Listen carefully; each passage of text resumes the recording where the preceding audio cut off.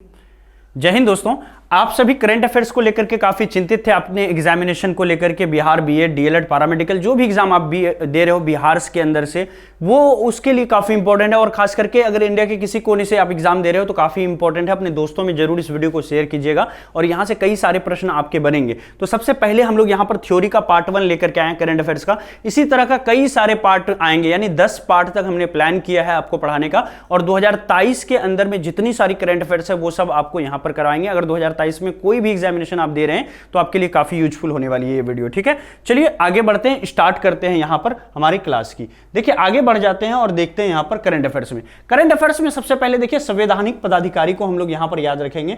संवैधानिक पदाधिकारी की अगर मैं यहां पर बात करूं तो आप कहोगे सर जी कौन सा संवैधानिक पदाधिकारी को याद करना होगा। तो देखिए यहां पर कुछ इंपॉर्टेंट है जो मैं नोट डाउन करके आपके लिए लाया हूं, उसको समझने का प्रयास कीजिएगा। देखिए संवैधानिक पदाधिकारी के अंदर में सबसे पहले तो राष्ट्रपति को याद रखना बहुत जरूरी है। आपके राष्ट्रपति कौन है, हमारे देश के राष्ट्रपति कौन है। अगर आपसे पूछेगा कि 15वां राष्ट्रपति का नाम क्या है, या फिर द्रौपदी मुर्मू जो कि अभी वर्तमान की राष्ट्रपति है, इसका जो क्रम है वो क्या है ना, कितने नंबर पर यह आती है, तो याद रखिएगा अभी वर्तमान में राष्ट्रपति है द्रौपदी मुर्मू, ये सभी जानते हैं। ये कौन सा राष्ट्रपति है, तो 15वां राष्ट्रपति है द्रौपदी मुर्मू। कौन सा राष्ट्रपति है, 15वां राष्ट्रपति है, ध्यान में रखिएगा इसको। आगे बात करें अगर उपराष्ट्रपति की, उपराष्ट्रपति का नाम क्या है, जगदीप धनखड़ है और 14वें उपराष्ट्रपति हैं। भैया जी कितने हैं, 14वें उपराष्ट्रपति हैं यहां पर।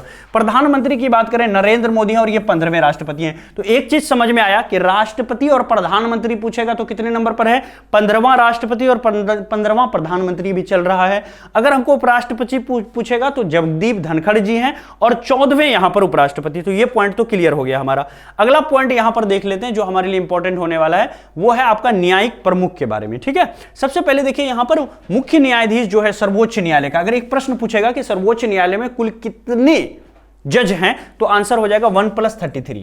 1+33 यानी एक चीफ जस्टिस हो गया और 33 यहां पर जज हो गए। कुल मिलाकर के जजों की संख्या जो हो गई है ना सुप्रीम कोर्ट के अंदर में, वो 34 हो गई। ठीक है, आगे बढ़ते हैं। देखिए मुख्य न्यायाधीश का अगर पूछेगा, मुख्य न्यायाधीश को इंग्लिश में कहते हैं चीफ जस्टिस ऑफ इंडिया या फिर सीजेआई।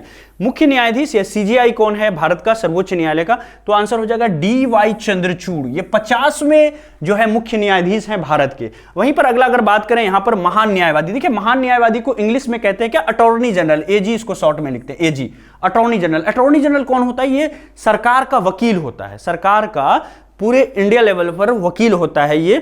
ठीक है, सरकारी वकील होता है सरकार का, सरकार का पक्ष लड़ता है। आप सरकार पर केस करोगे कहीं पर, अगर नेशनल लेवल का इशू है तो वहां पर अटॉर्नी जनरल जाएगा। केंद्र सरकार पर केस करोगे अटॉर्नी जनरल खुद जाएगा या फिर अपने किसी दूसरे अधिवक्ता को वहां पर भेजेगा। ठीक है, तो महान न्यायवादी कौन है, अटॉर्नी जनरल ऑफ इंडिया कौन है, तो आंसर क्या हो जाएगा, RK वेंकट रमनी जो है अभी हमारे कौन है, ये महान न्यायवादी है। पहले कौन था, KK वेणुगोपाल था, उसके जगह पर कौन बने हैं अभी, अटॉर्नी जनरल ऑफ इंडिया, ये है आपके RK वेंकट रमनी। ये 16वां जो है एजी है, हमारे अटॉर्नी जनरल हैं। इसके अलावा बात करें सॉलिसिटर जनरल ऑफ इंडिया की बात करें तो तुषार मेहता जो है ये आपके कौन है, सॉलिसिटर जनरल हैं। क्लियर है, चलिएगा समझने का प्रयास कीजिएगा।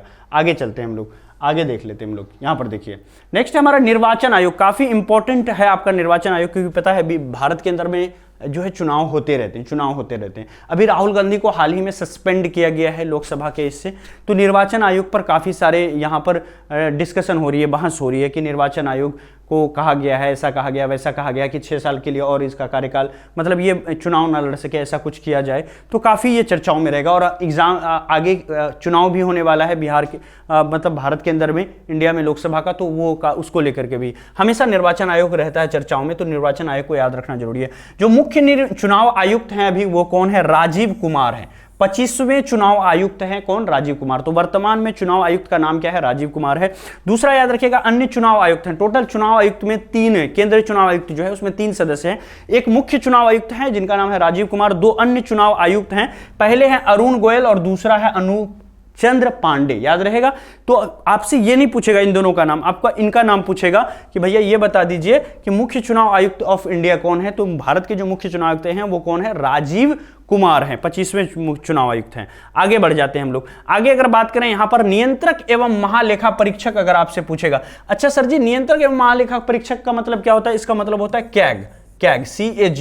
ये बिल्कुल सरकार पे जो है, जिस तरह से आपने हॉलीवुड मूवी देखा है वहां पर क्या होता है, बहुत बड़ा डायनासोर होता है, बहुत बड़ा ड्रैगन होता है जो कि सोने चांदी पर बैठा रहता है। तो उसी तरह से सरकार की जो खजाना है उस पर कौन बैठा रहता है? कैग बैठा रहता है, controller and auditor general of India. सरकार का कितना पैसा आया, कितना सरकार ने तिजोरी से निकाला और जहां जहां खर्च किया वहां पर कितना आउटपुट मिला, वो सरकार का इन्वेस्टमेंट अच्छा है या बुरा है, पूरा लेखा जोखा ये रखता है controller and auditor general of India. इसको हिंदी में कहते हैं नियंत्रक एवं महालेखा परीक्षक, कैग कहते हैं इंग्लिश में।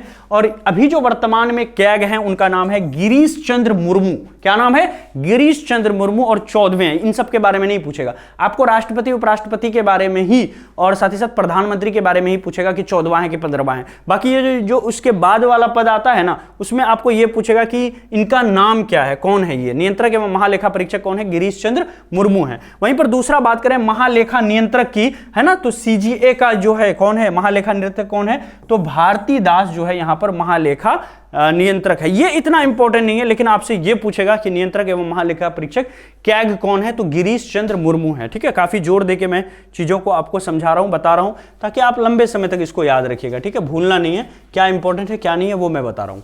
नेक्स्ट है हमारा गुप्तचर एवं जांच संगठन। अलग अलग जो जांच कमेटी है, संगठन है भारत के अंदर में, है ना, उन सब के अध्यक्ष का नाम याद रखना जरूरी है। जैसे सीवीसी की बात करें, सेंट्रल विजिलेंस कमीशन इसका फुल फॉर्म होता है। तो सीवीसी की अगर बात करें, केंद्र सतर्कता आयुक्त, अगर कोई ऑफिसर है, अगर वो घूस खा रहा है, वो करप्शन कर रहा है, तो सीवीसी उस पर कार्रवाई करेगी। ठीक है, केंद्र सतर्कता आयोग। इसके जो अध्यक्ष है उनका नाम क्या है? परवीन कुमार श्रीवास्तव नाम है। वहीं पर दूसरा अगर देखें तो विशेष निदेशक है कौन?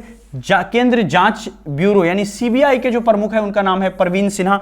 वहीं पर अगर बात करें हम लोग यहां पर कि जो निदेशक हैं, ये विशेष निदेशक थे, ये निदेशक में आते हैं सीबीआई के, इनका नाम है सुबोध कुमार जायसवाल। मुख्य चुनाव सूचना आयुक्त कौन है? सीआईसी, ये काफी इंपॉर्टेंट है, वीआई है, वीवीआई है, इसको ध्यान में रखिएगा। ठीक है, मुख्य सूचना आयुक्त का नाम क्या है? यशवर्धन कुमार सिन्हा है। और साथ ही साथ केंद्र इंटेलिजेंस ब्यूरो जिसको आईबी कहते हैं, इसके जो अभी हैं हेड वो कौन है? तपन कुमार डेका जी हैं। ठीक है, ये सारे लेस इंपॉर्टेंट है। इंपॉर्टेंट में आपका आ जाता है एक सीवीसी वाला आ जाता है, इसको ध्यान में रखिएगा, सीवीसी, बस इतना आपको यहां पर हम वीवीआई लिख रहे थे, वीवीआई, बस इसको लिखिए, ये याद रखिएगा इसको। ठीक है, चलिए इसको मिटा के फिर से लिख देते हैं, है ना, देखिएगा यहां पर ये आपका इंपॉर्टेंट है, एक वीवीआई, बस इसको केंद्र सतर्कता आयुक्त, दूसरा मुख्य सूचना आयुक्त कौन है? यशवर्धन कुमार सिन्हा है। बस 2 ही पॉइंट है जो आपको बहुत अच्छे से इसमें याद रखने की आवश्यकता है। वहीं पर हम तीसरा बात करें कि रिसर्च एवं एनालिसिस विंग जो रॉ है हमारा, रॉ के अध्यक्ष कौन है? सामंत कुमार गोयल हैं। वहीं पर हम बात करें एनआईए का जो अभी मतलब करंट में महानिदेशक है वो कौन है? दिनकर गुप्ता। ये सब उतना नहीं पूछेगा आपको, रॉ, एनआईए ये सब नहीं पूछेगा। ठीक है, आगे बढ़ते हैं, संसदीय प्रमुख की बात कर लें, यहां से प्रश्न आपका पूछा जाएगा, ये आपका इंपॉर्टेंट है, ये आपका इंपॉर्टेंट कैटेगरी के अंदर में आता है, ध्यान रखिएगा। राज्यसभा का जो सभापति है कौन है जी? राज्यसभा का सभापति जगदीप धनखड़ है। और राज्यसभा के बारे में आपको पता है कि राज्यसभा का सभापति पदेन अध्यक्ष कौन होता है? राज्यसभा का पदेन अध्यक्ष उपराष्ट्रपति होता है। तो जगदीप धनखड़ कौन है? अभी हमारे उपराष्ट्रपति हैं, अभी थोड़ी देर पहले बताया था। तो उपराष्ट्रपति जो होगा वही राज्यसभा का पदेन अध्यक्ष होगा। तो राज्यसभा का सभापति कौन है? जगदीप धनखड़ है। इसके अलावा याद रखिएगा उपसभापति कौन है? तो हरिवंश नारायण सिंह है, जो कि आपको पता है किससे है? जेडीयू से है, जनता दल यूनाइटेड से है। ठीक है, नीतीश कुमार की पार्टी से है। ये हरिवंश नारायण सिंह जो है ये उपसभापति बने हुए हैं। इसके अलावा अगर आपको पूछेगा लोकसभा अध्यक्ष का नाम क्या है? तो ओम बिरला है। 17वां लोकसभा अध्यक्ष बने हैं कौन? ओम बिरला। ठीक है, इसके अलावा याद रखिएगा नेता विपक्ष का कौन है लोकसभा में? तो अधीर रंजन चौधरी जो है ये नेता विपक्ष है। और ये कहां, किस पार्टी से हैं भैया? कांग्रेस पार्टी से हैं, कांग्रेस पार्टी से हैं ये अधीर रंजन चौधरी। ये लोकसभा के जो हैं कौन है? विपक्ष के नेता हैं। आगे बढ़ जाते हैं हम लोग, आगे देखते हैं सशस्त्र सेनाओं के कुछ प्रमुख के बारे में देख लेते हैं। जैसे अगर बात करें सर्वोच्च सेनापति कौन है हमारे यहाँ पर, तो याद रखिएगा जो राष्ट्रपति होता है वही सर्वोच्च सेनापति होता है। तो हमारे यहाँ पर राष्ट्रपति कौन है? अभी द्रौपदी मुर्मू है, तो वही सर्वोच्च सेनापति हो गए। तीनों कमांड के हेड जो है वो राष्ट्रपति हैं। वहीं पर वायुसेना अध्यक्ष की बात करें तो वीआर चौधरी जो है वायुसेना अध्यक्ष हैं। सीडीएस अभी वर्तमान में कौन है? यही आपके लिए काफी इंपॉर्टेंट है, वीवीआई है। ठीक है, वीवीआई, तो नाम क्या हो जाएगा?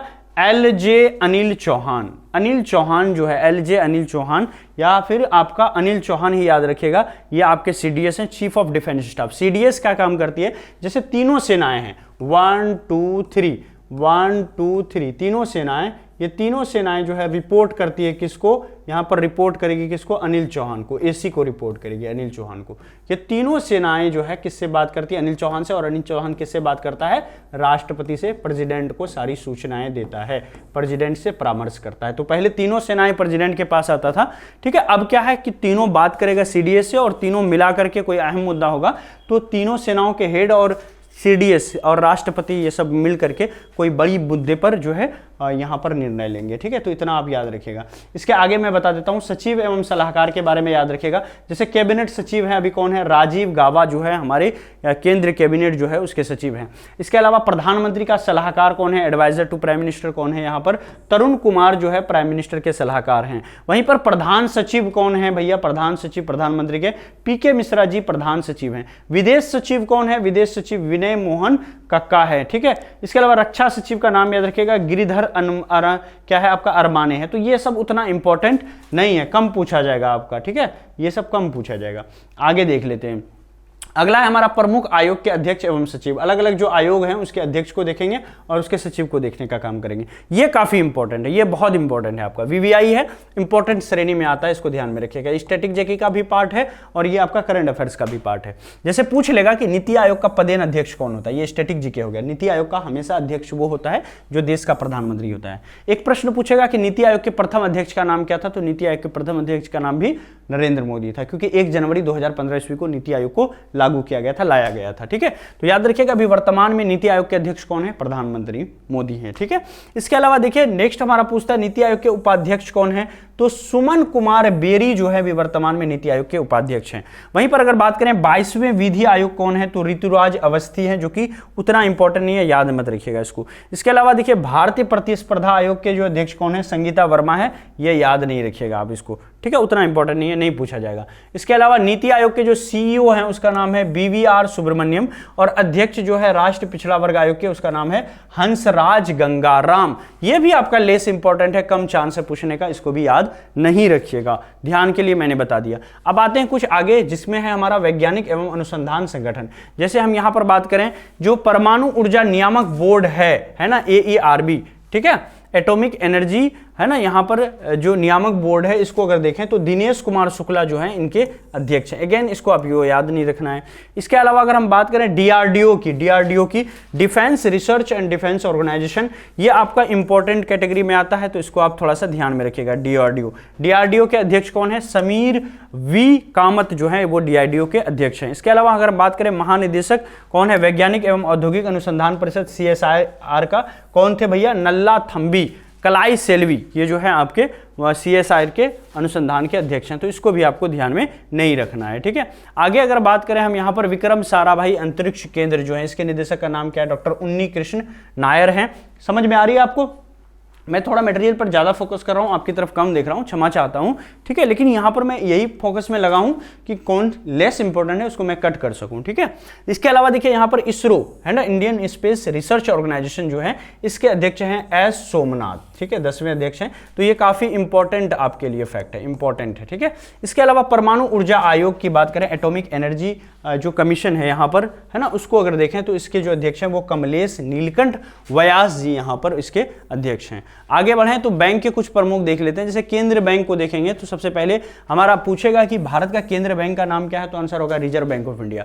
आरबीआई से एक प्रश्न पूछेगा कि जितने सारे नोट वाले ये होते हैं, नोट होते हैं कागज वाले, वो सब कौन छापता है, तो भैया याद रखिएगा कि 1 रुपए से ऊपर का जितना कागज नोट होता है वो सब आरबीआई छापता है, ठीक है। और जितना सिक्का होता है और 1 रुपए से नीचे का नोट होता है वो वित्त विभाग छापता है। 1 रुपए का नोट और जितना सिक्का होता है वो वित्त विभाग छापता है, ठीक है। नेक्स्ट है हमारा भारतीय रिजर्व बैंक की अगर बात करें, आरबीआई, इसके जो अध्यक्ष हैं वो शक्तिकांत दास हैं और ये 25वें अध्यक्ष बने हुए हैं काफी लंबे समय से। नेक्स्ट हमारा मुख्य वित्तीय अधिकारी जो है आरबीआई के, वो कौन है, सुधा बालकृष्णन है, ठीक है। इसको भी उतना ध्यान में रखने की जरूरत नहीं है, ये आपके लिए इंपॉर्टेंट है, इसको आप ध्यान में रखिएगा, ठीक है। ये इंपॉर्टेंट श्रेणी के अंदर में आता है, ठीक है। आगे देख लेते हैं सार्वजनिक बैंकों में, कुछ देख लेते हैं इस तरह से प्राइवेट बैंकों के अंदर में, ठीक है। सार्वजनिक बैंकों के अगर हम देखें तो इसके एमडी और सीईओ को देखने का काम करेंगे। सबसे पहले स्टेट बैंक की अगर बात करें तो इसके जो अध्यक्ष हैं वो दिनेश कुमार खारा जी हैं। केनरा बैंक के अध्यक्ष सत्यनारायण राजू हैं। इंडियन ओवरसीज बैंक के जो अध्यक्ष हैं वो अजय कुमार श्रीवास्तव हैं। याद रखिएगा कि भारत में सार्वजनिक क्षेत्र में बैंकों की संख्या जो है अब कितनी हो गई है, 12 हो गई है। अगर पूछेगा कि भारत में सार्वजनिक बैंकों की संख्या कितनी है तो आप क्या कहोगे सर जी, 12 बैंक हैं यहां पर भारत के अंदर में। तो ये थी आज की छोटी सी क्लास। आई होप कि अच्छा लगा होगा। ये हमारा करंट पार्ट 1 था करंट अफेयर्स का। इस जल्द ही हमारा पार्ट 2 भी आएगा। और आप जो है नए हैं तो चैनल को सब्सक्राइब कर लीजिएगा। और जो भी बच्चे डीएलएड की तैयारी कर रहे हैं ना, वो ये वाला जरूर देख लीजिएगा सीबीटी टेस्ट को। अभी इसमें ऑफर भी चल रहा है, अपने दोस्तों को जरूर बताइएगा। अगर आप 30 मार्च से पहले या 30 मार्च को भी कोई सा भी कोर्स लेते हैं ड्रीम सेवक आईएएस पर, तो 100 रुपए का एक्स्ट्रा डिस्काउंट अभी चल रहा है। ऑलरेडी सारी फी को कम किया गया, 500 400 कम करके। फिर अभी एक ऑफर जो चल रही है बिहार 100, जिसमें कूपन कोड लगाना है, उसको लगाते हैं तो ये सीबीटी टेस्ट आपको 299 में नहीं बल्कि 199 मिल जाता है। बताइए 199 में अगर आपको पूरा टेस्ट मिल रहा है, इससे कम और क्या चाहिए आपको। और लास्ट मोमेंट पर टेस्ट लगाने का बहुत फायदा है और यही सही समय है टेस्ट देने का। जब आप पूरा पढ़ चुके हैं तो आपको टेस्ट जरूर लगाना चाहिए। यह है आपके बीएड वालों का। जो भी बीएड वाले बच्चे हैं सिलेक्शन 30 डे बैच जरूर ज्वाइन कर लीजिएगा और कम समय में बेहतर तैयारी हो जाएगी। यह है डीएलएड के लिए 30 डे बैच। ये आपको कितने में आएगी, ये आपको 499 की है लेकिन आएगी आपको 399 में। कैसे ज्वाइन करना है, अगर मान लीजिए जिसके पास फोन पे गूगल पे नहीं है तो वो भी कर सकते हैं। कैसे करना है ये सारी चीजें बताएंगे। ये देखिए यहाँ पर बिहार डीएलएड का उम्मीद बैच है। इस बैच को शायद आप लोग भूल गए हो। यही बैच है जिसको सबसे ज्यादा बच्चों ने पसंद किया है। इस बैच में क्या क्या मिलेगा, एक तो यहाँ पर देखिए कोर्स मिल जाता है। आपको क्या मिलेगा, कोर्स मिलेगा।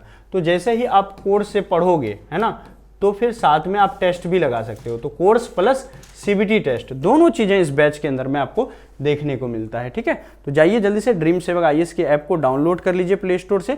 अब देखिए यहाँ पर अगर किसी के पास फोन पे गूगल पे नहीं है तो वो कैसे यहाँ पर जो है कोर्स को खरीद सकता है। सीधा सीधा आपको कुछ नहीं करना है, या फिर आपको ऐप के बारे में भी जानकारी चाहिए तो सीधा एक नंबर हमारा नोट कीजिए। नंबर है हमारा 906555 है ना 880003। ये नंबर आप नोट डाउन कर लीजिए। इस पर हमको व्हाट्सएप पर हाई लिख दीजिएगा। क्या लिख दीजिएगा, हाई लिख दीजिएगा। जैसे ही आप हाई लिखिएगा तो हम आपको सारी लिंक्स भेज देंगे, है ना। और अगर जिनको फोन पे गूगल पे नहीं है तो आप डायरेक्ट इस नंबर पर व्हाट्सएप पर फोन पे नंबर मांग लीजिएगा कि please give your phone number. बस इतना लिख दीजिएगा, प्लीज गिव योर फोन पे गूगल पे नंबर। आप कुछ भी चलाते हो ना, एक ही नंबर हमारा सफिशियंट होगा, उस पर सारे तरह की पेमेंट हो जाएगी। किसी भी प्लेटफॉर्म से आप उस पर कर सकते हो।